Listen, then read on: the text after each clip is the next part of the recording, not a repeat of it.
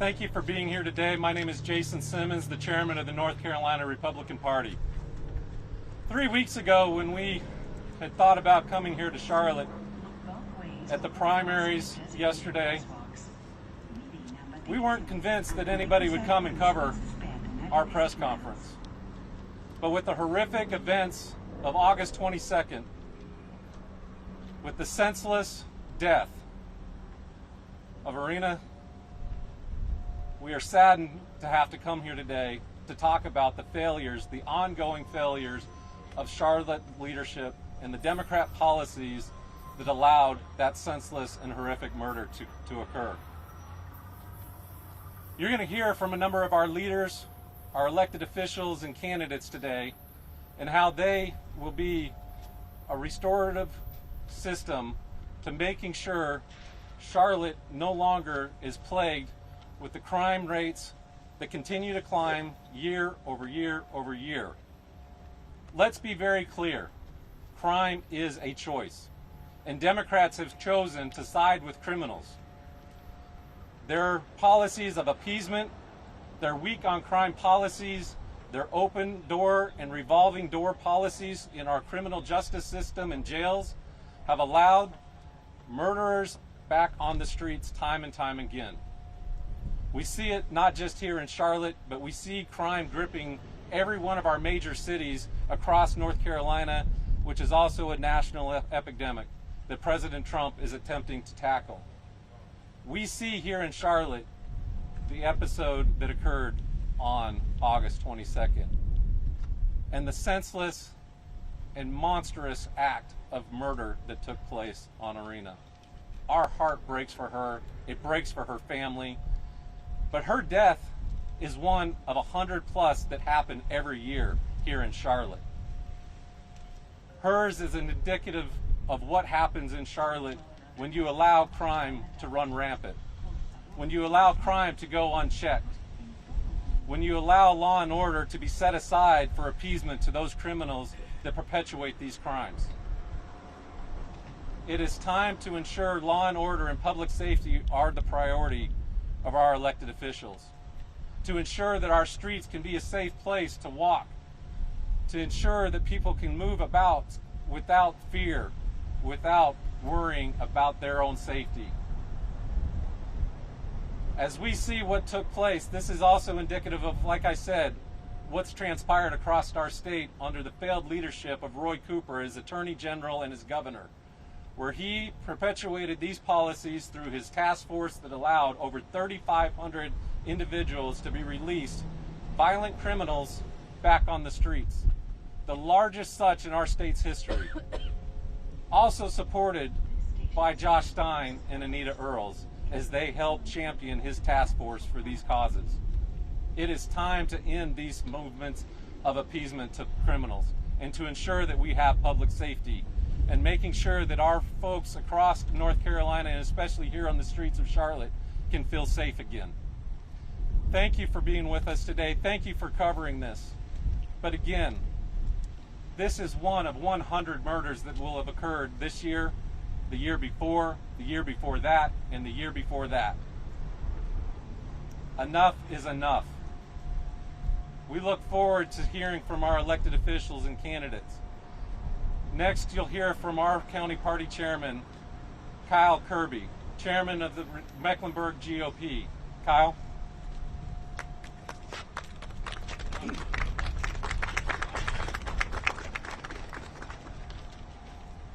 My name is Kyle Kirby. I am the chairman of the Mecklenburg County Republican Party. The full video of Irina Zaruska's murder has now been released. Don't look away. Don't turn your heads. Don't shut your eyes. Watch it, because she had no choice but to look evil in the face. Her final moments were moments of terror, pain, and loneliness. While no one was able to lift a hand on that car to help her, you can see the killer walking away with his knife dripping in blood in chilling indifference. It is horrific, it is excruciating, but it must be seen by the public. Because these are not isolated tragedies. This is a result of failed policies, weak leadership, and a judicial system that protects criminals instead of innocent individuals. What the Democrats call restorative justice looks like Irina Zarutska's murder. The suffering of you and your loved ones for their gain. Shame on the Mecklenburg County justice system. You failed to incarcerate an individual who had been arrested previously 14 times. Shame on the civic leadership of Charlotte. You failed to protect the very people you swore to serve. And shame on Mayor Vi Lyles. You failed to offer anything other than platitudes and pandering instead of real, meaningful leadership. Irina Zarutska died because of the Democrat policies in Charlotte, Mecklenburg. Woke politics that perpetuate cashless bail and refuse to prioritize public safety over appearances. But we have seen these horrific images. The knife dripping in blood, her panic, the silence of others around her. These moments sear into our minds. But let it also ignite our resolve that we must not stand by and watch the Charlotte that we love also die in silence. The time is now to end the experiment of single-party, soft-on-crime governance in Charlotte, Mecklenburg. The time is now to demand cash bail for multiple-time offenders. The time is now to treat criminals like accountable individuals and not entitled persons. So hear me now, Charlotte. On Monday, September 22nd, 30-day anniversary from the death of Irina Zarutska, at 8 p.m. at the East-West Boulevard Light Rail Station, I call on every able-bodied Charlottean and person in this city who is concerned about crime to turn out to a candlelight vigil in to shoulder, defying silence, and showing the world that we are faced by complicit media partners. I call on people from every background, every political stripe, every nationality, join us now. Help end the woke narratives and the broken leadership and the system that sacrificed this woman's life to evil. Remember, Irina Zarutska survived in Ukraine in a bomb shelter. In war-torn Ukraine, she made her way from that country to Charlotte, seeking refuge and promise, and she was given the edge of a knife. She died because of our complacency and what we have allowed to perpetuate in the Charlotte municipal and county government. Irina, I'm sorry for that. This November, wake up. Charlotte, wake up. Vote to defeat the agenda that has cost her life.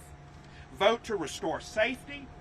Vote to restore common sense, and vote to restore accountability in Charlotte, Mecklenburg. I implore you to vote for new leaders now. Thank you. Chairman Abdul Ali of the 12th Congressional District, my friend. Again, my name is Abdul Ali, and I'm the chairman of the 12th Congressional District Republican Party.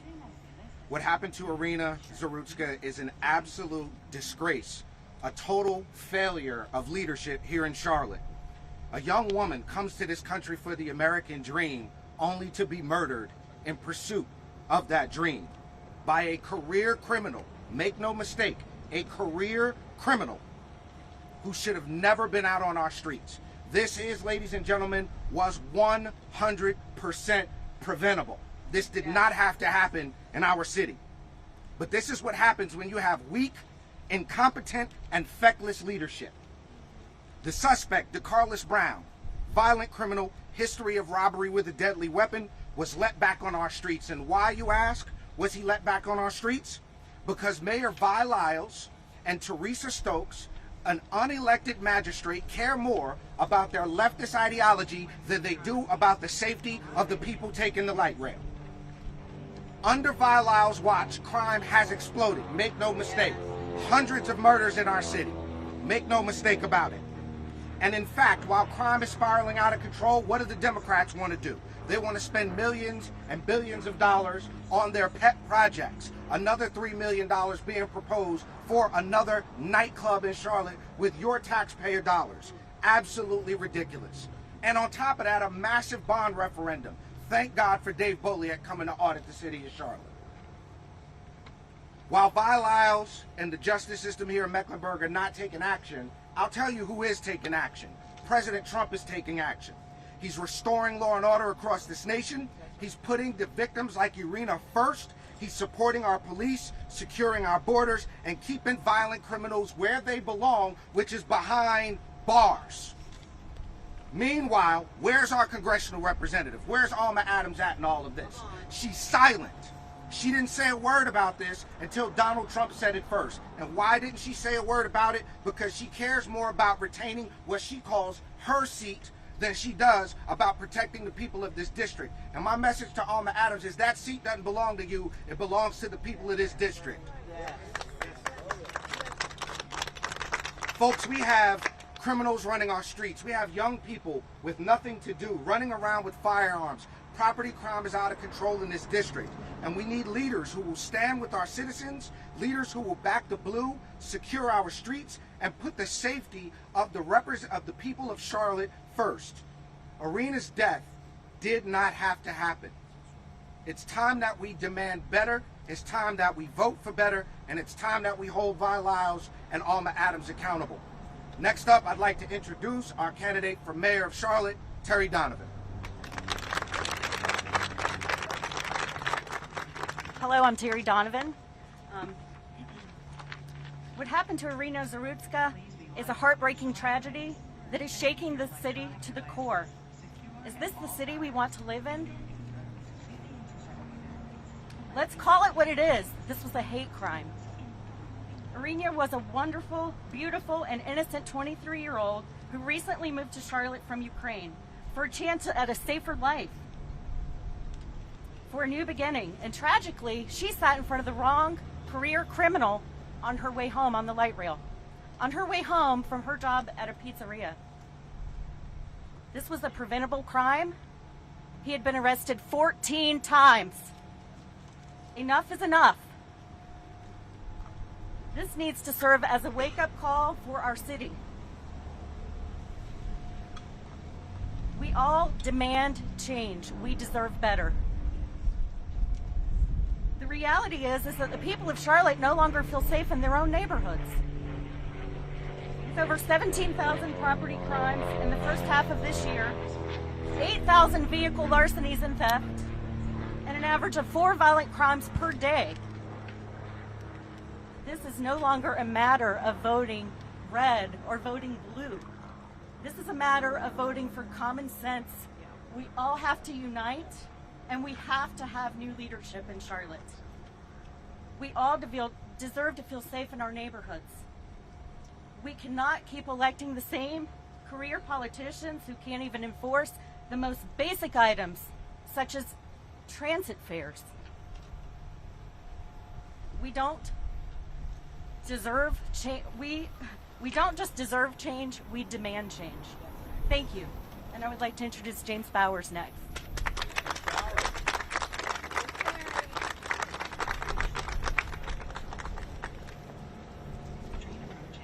Good morning, all. My name is James Bowers, and I'm running for City Council District 3. This tragedy happened in my district. That's why I'm up here today.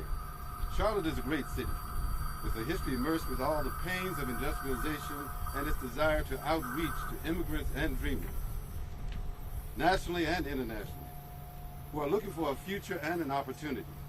It has been said, the greater the risk, the greater the reward. But I say the reward is far greater than the risk.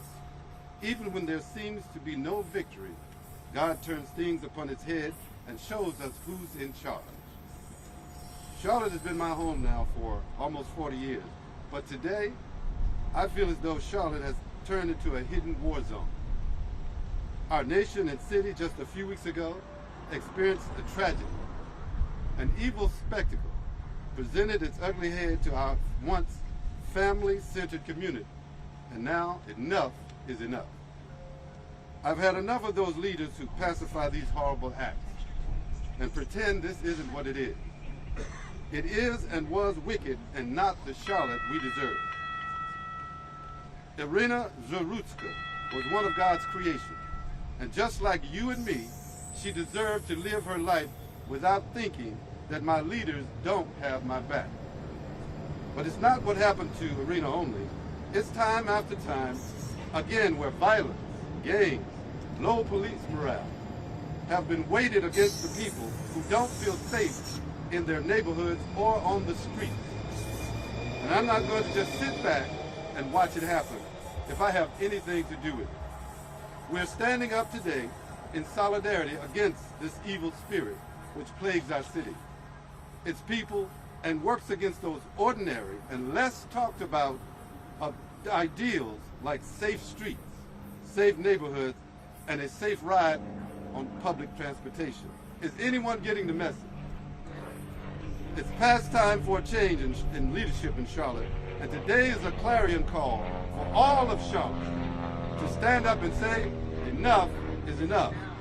It's time for new leaders who love Charlotte and its people, leaders who won't allow lawlessness and to rule and cower from making the right decision to take bad actors off the streets. And let them know there's a new leadership in Charlotte. Let them know if you do the crime, you will pay the time. Charlotte belongs to all its citizens, and all who live here must go on and let their voice be heard on November 4th for a change. Enough is enough. It is with a humble heart I am directing my campaign to contribute $1,000 to Irina Zarutska's fund, because what happened to her could also happen to one of our daughters and one of our sons. Her assignment here on earth has ended, but she will be in our hearts and minds forever. I pray that we will all look deep within our spirits and hearts to discover that the blinders have been taken off. And now we can all see those things we've been talking about and need to change. Let's stop now for a silent prayer for Charlotte and Irina's family.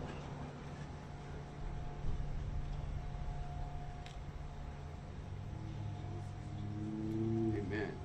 And lastly, the winds of change are here. It's time for a change. And let's make Charlotte home again. God bless Charlotte, and God bless the United States of America. And now I'd like to introduce Krista Picard.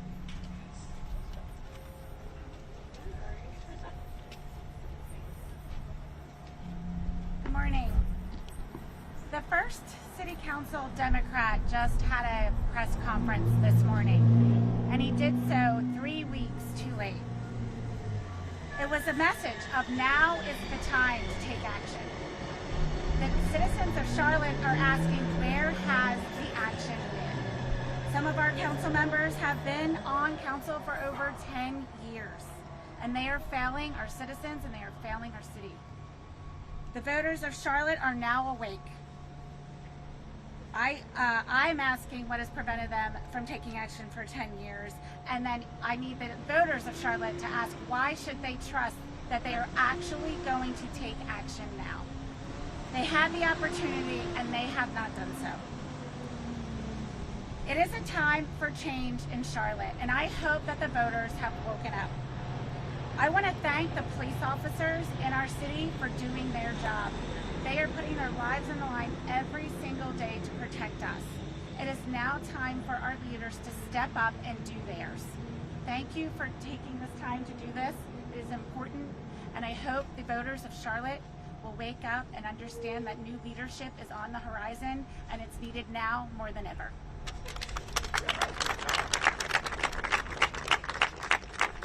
Good morning. My name is Ed Driggs. I'm a member of Charlotte City Council for District 7, and I chair the city's Transportation Planning and Development Committee. Today, we mourn Irina Zarutska. We are shocked and horrified at the graphic images of the crime that was committed against her.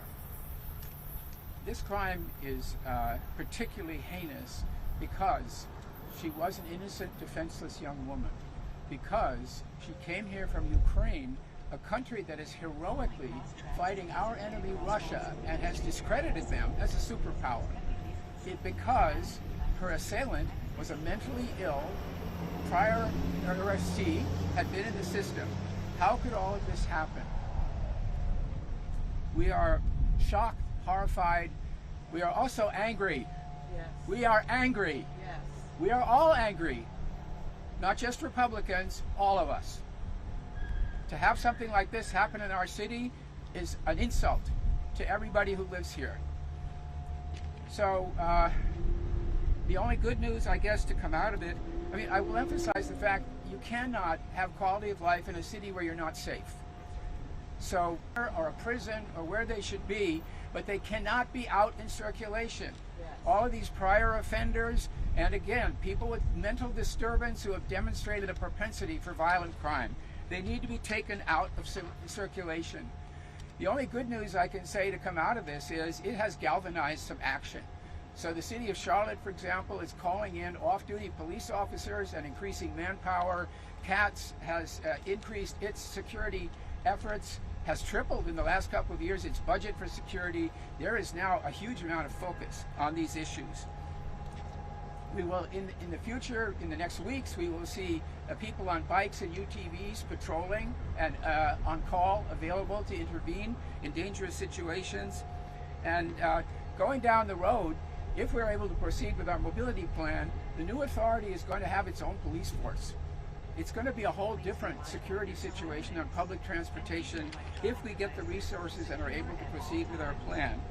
I have to emphasize, as has been noted, a lot of this is not about the Charlotte City Council in the end.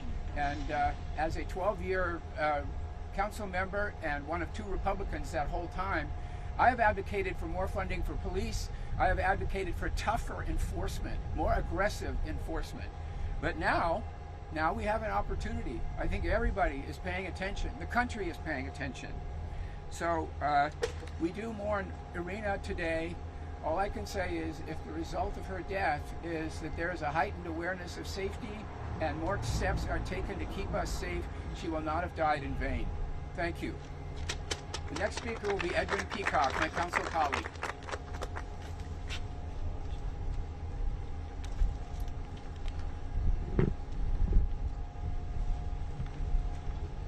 Priorities. Moments like this shake us at our very core. Moments like this shake us at our very core when a mentally unstable, repeat offender who should have been institutionalized murders an innocent woman on a public transit system that we are all charged to protect. We must stop and ask ourselves, what are our priorities? It is in moments like this that we must acknowledge, as a city and as a community, we have failed. We live in one of the most successful and prosperous cities in one of the most prosperous states in America. And yet, we look at our choices. We prioritize $645 million to the Panthers Stadium while we know that we need 600 more police officers in Charlotte. We prioritize $245 million of upgrades to the Spectrum Center, including a $32 million practice facility for the Charlotte Hornets, while we know just miles away our jail is too small and our mental health facilities are overwhelmed. We prioritize spending $1 billion on this light rail system and this expansion right here in front of us, while ignoring a little dirty secret, that riding our light rail and our streetcar is free, because we do not enforce fairs. Ladies and gentlemen, sports arenas or safety? That is a question about this tragedy that forces us to confront it.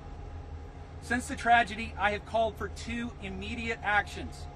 Number 1, more cops and more CATS officials on our trains and our buses and at all of our transit facilities.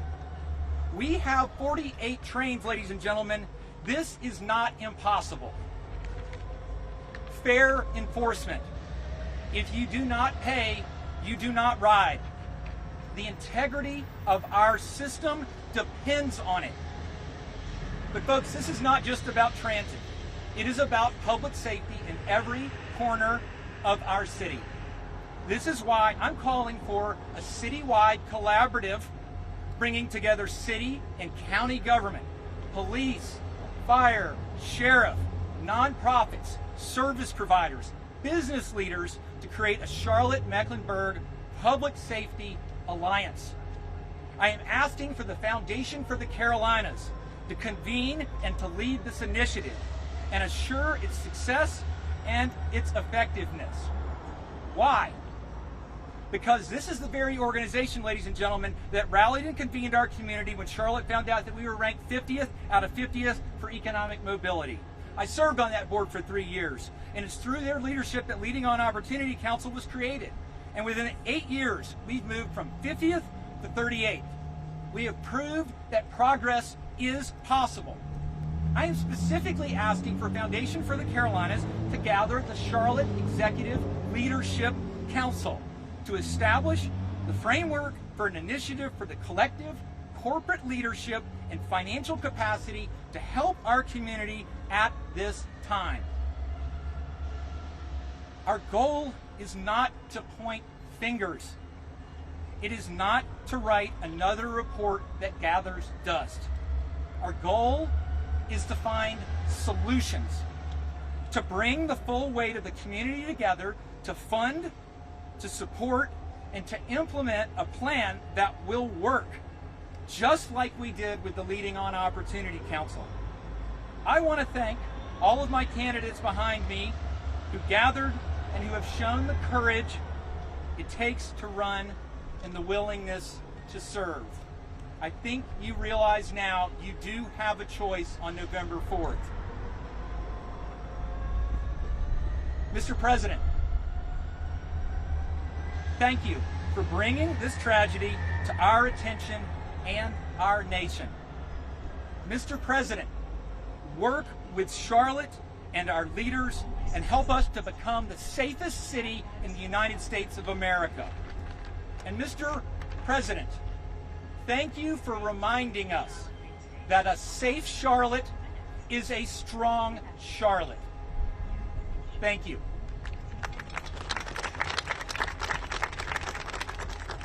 Ladies and gentlemen, I can think of no better way to close out this meeting than to welcome up my friend Tatiana Thulian, who is a native of Ukraine.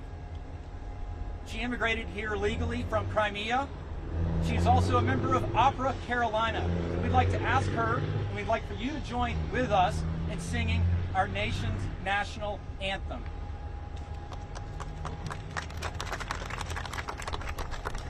Hello everyone, my name is Tatiana Thulian and I will be happy to sing national anthem in remembrance of power of the American flag and American law system that we call to be strong and just. We're saying to President Trump that took our call for action, we submitted to him. And we hope that changes will be here and Charlotte will be safe again. Oh, say, can you see by the dawn's early light what so proudly we hailed at the twilight's last gleaming, whose broad stripes and bright stars through the perilous fight are the red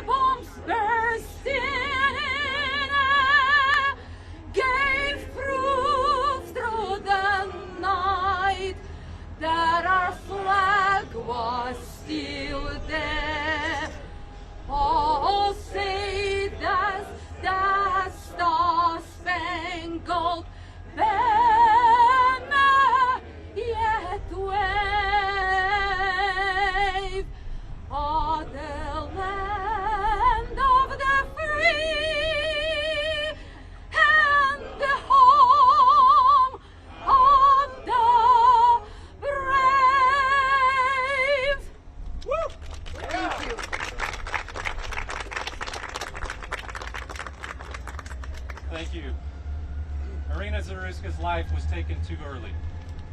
A life shortened by an event that was preventable. A life that should be remembered, celebrated, and marked as a point of change. To be able to turn away from those liberal policies that took her life way too early, as well as those that perpetuate it. We will now take questions. Yes, Jason, right here. Please. Nick Delicate now with WFAE and NPR.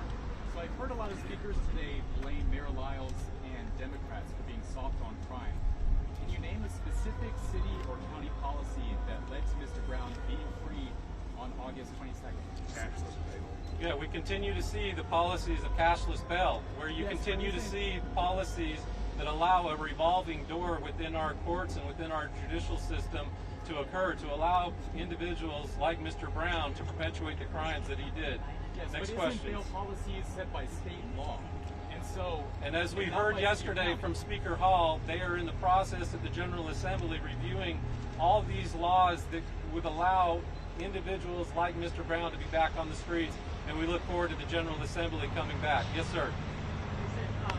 Yes, going off of that, House Speaker says he wants to address pretrial release and look at new rules for magistrates. You have a working supermajority. How soon do you expect that legislation to be taken up by the General Assembly? Sure, you heard from Speaker Hall yesterday where I believe that he's in the process right now of assembling his teams to be able to take a look and bring this short order to the General Assembly for consideration. Yes, sir. I'm curious, we're talking a lot about the light rail and the tragedy that occurred. This light rail line has been run this way and policed this way for 18 years. So why are you just now suggesting that there need to be wholesale changes? What was going on for the past 18 years? Her death is one of 100 that occurred this year, the year before that. It has taken an event that is so tragic and so startling to the public for this attention to be brought. As I mentioned at the start, over 3 weeks ago, we had considered coming here to talk about the municipal elections, to talk about the individuals that have run this city for far too long and the policies that have allowed this city to crumble. We look forward to change coming and being able to make sure that North Carolina and especially Charlotte does not continue to see record high homicide rates that are over 100 per year, everybody. Hundreds of lives taken far too short.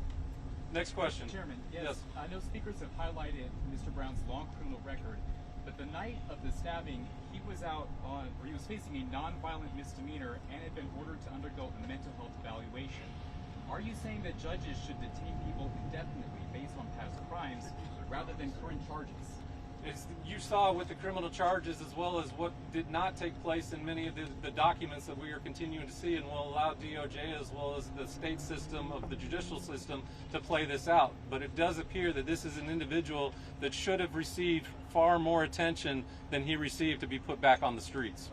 Yes, sir. One other point on this, and this is exactly why public media is defunded in this country.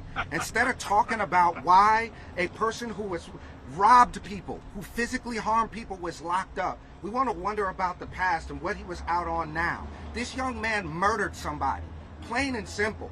This young man had mental issues and had no business on the streets. And shame on NPR for asking such a ridiculous question. That is absolutely right. Yes, sir. Jason, the magistrates here, in particular, a couple magistrates in this particular case, have gained a lot of national attention. North Carolina is one of the states in the country that you don't have to have a law degree, you don't have to have a college degree, you don't have to have an associate's degree, you can just have a high school degree and be a magistrate judge in North Carolina. Can you talk to Republican leadership or any leadership in Raleigh about getting that change? Yeah, I think as you've heard with Speaker Hall yesterday, I think all options are on the table to review our judicial system to ensure tragedies like this do not occur. I guess I just want to clarify. Yes, sir. Are the county chairs, should folks vote for this transit tax in Met County if there's concerns about safety on the light rail? We're fully aware of the need for infrastructure improvements. We're fully aware for the need for infrastructure improvements in Mecklenburg County, and we're also in favor of putting that towards the voters. So the voters in Mecklenburg County know what they need best, and they're going to go to the polls this November and make that decision on their own. Perfect. Yes, ma'am. Final question, then we need to wrap so we can have people get back to their jobs. Yes, sir. President Trump has either deployed or considered deploying the National Guard to multiple major cities in recent weeks to, in his words, address rising violent crime. Is that something you think should happen in Charlotte? What you've seen is President Trump implement safety protocols within Washington, D.C., and you've seen the results of that. Other cities across our wonderful country should take a look at Washington, D.C. and how we can also take hold of our cities once again and make sure that crime no longer has a grip and control and allow people to get back to the work, to their enjoyment. Thank you for being with us today. God bless. Are you calling for the National Guard?